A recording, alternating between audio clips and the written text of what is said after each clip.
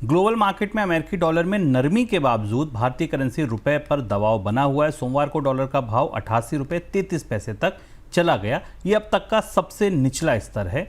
पहले कभी भी रुपए डॉलर के मुकाबले इतना महंगा डॉलर में आप ये मान के चलिए कि रुपए में कभी इतनी बड़ी गिरावट नहीं आई है। हाल के दिनों में एशियाई मुद्राओं में रुपया अब तक का सबसे कमज़ोर करेंसी बनकर सामने आया है, सबसे ज़्यादा टूटा है। रुपए में गिरावट की वजह से भारत में इंपोर्ट महंगा हो गया है।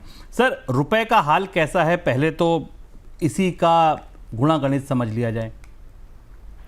रुपया एक अजीब सी परिस्थिति में है। आमतौर पर हमें देखते हैं शुभम, और ये सामान्य बात है कि जब डॉलर कमज़ोर होता है तो दुनिया की सारी करेंसीज मजबूत होती हैं, रुपया भी मजबूत होता है।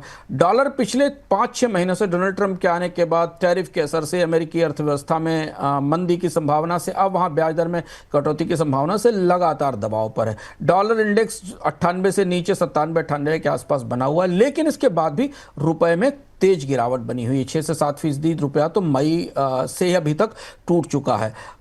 ये भारत दुनिया की सब इस समय जो एशिया की मुद्राओं में रुपए का हाल सबसे ज़्यादा बुरा है, और माना जा रहा है कि 90 की तरफ बढ़ रहा है। 87, 88, 70 से 90 के आसपास पहुंच सकता है। सोमवार की गिरावट सबसे बड़ी थी।